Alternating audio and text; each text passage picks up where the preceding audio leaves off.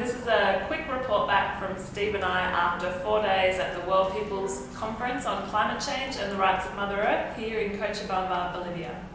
So far, we found the conference to be really inspiring for us personally, and also I think when we bring it back to Australia, we're going to pass on some of that inspiration to Australia.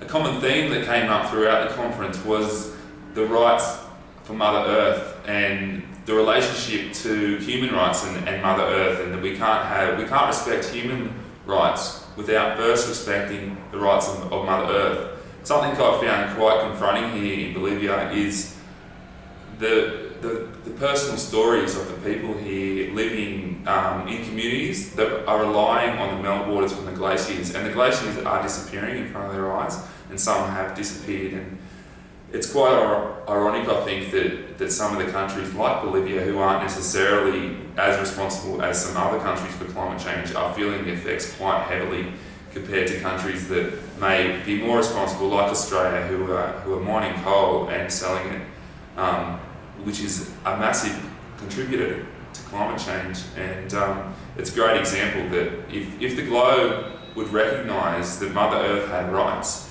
it would have a direct relationship to human rights, and we can respect human rights if we respect rights for Mother Earth.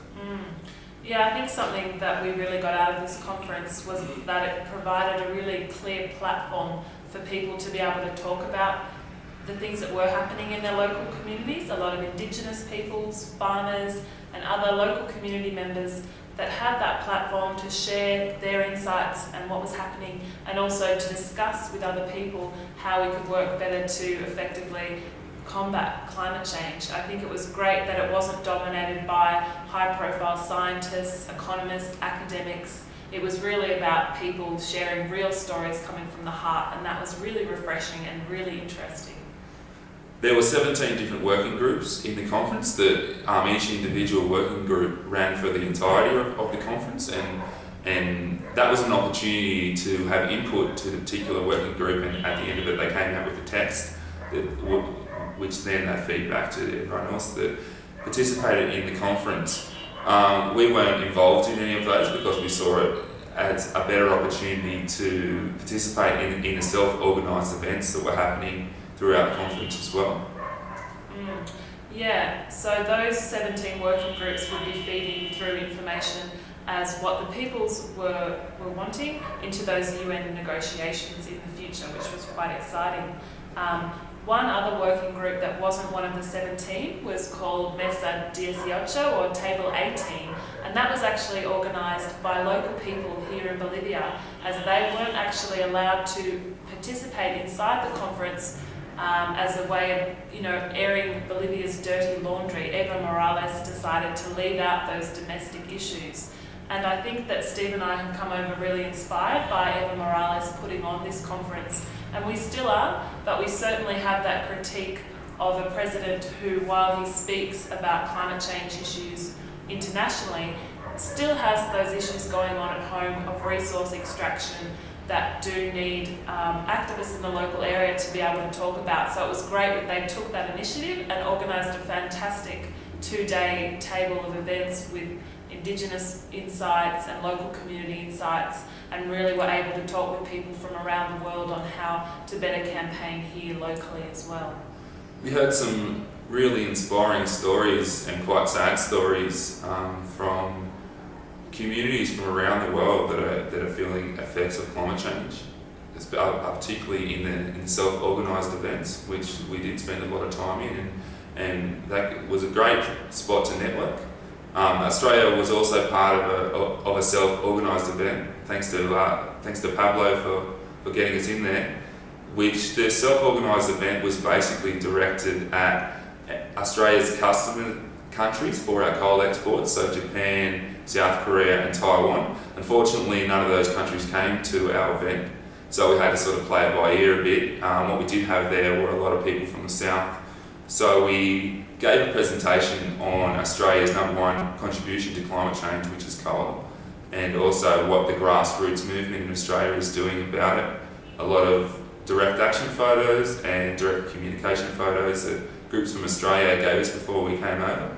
And that had a pretty good response from the crew, I think. Yeah, I think it was really great. People asked fantastic questions afterwards, and we bumped into people later that said it was really interesting to get those insights from Australia that to everyone else it seems like we're just some tropical island paradise with kangaroos, and it was great for them to see that we do have those huge resource extraction issues in Australia, but we also have a lot of really dedicated, activated people that are willing to try and tackle that issue firsthand. For the majority of the conference, we were getting around with a sign on our back that basically said, hey, we're from Australian grassroots, we want to work with you, and particularly targeting those customer countries from Australian exports. We had some pretty good results there, really. We had South Korea come and talk to us, India, and also Japan, contacts from Japan, as well as other countries that were just interested to hear about what's happening in Australia as far as climate change and what are we doing about it. And we've made some contacts from here in Bolivia, some of the communities that are feeling the heat from climate change, and we're going to try and build a bridge as far as the effects that climate change are having here on the ground and communicating that to the people in Australia. I think if we can do this effectively, more people in Australia will get up and take action on climate change. Australia isn't feeling the effects of climate change as much as some other countries around the world, and I think this is the real barrier for people to take action. So we're going to try and use those contacts to communicate that to the people back in Australia. Yeah, I think the conference was great that we made those contacts, we started building those networks, and there was also a lot of skill sharing with other very experienced activists from around the world in how best to make these things happen, what strategies and tactics can we use to be more effective, and that was very useful, and I look forward to having those conversations when we get back to Australia as well. Yep, yeah. Sure. We're here for another 3 weeks. We've got a few leads to do, to go and see. There's a mining blockade happening here we might try and poke our heads into, and also we might go and visit the community up at La Paz, which is affected by the glaciers disappearing up there. So yeah, hopefully there's going to be more to report back on. I feel confident there is. It's really exciting. Yeah. And I feel like we can say, it's been a really worthwhile experience coming over here, and we're really excited about feeding some more of what's happened here back into the grassroots at home. Yeah, definitely. We really want to say thank you to all those people and organisations that have helped to get us here and that have helped to feed into ideas of what we could do here, because it's been really worthwhile. And we can't wait to talk to you again when we see you. Yep, thanks a lot. See you soon. Bye.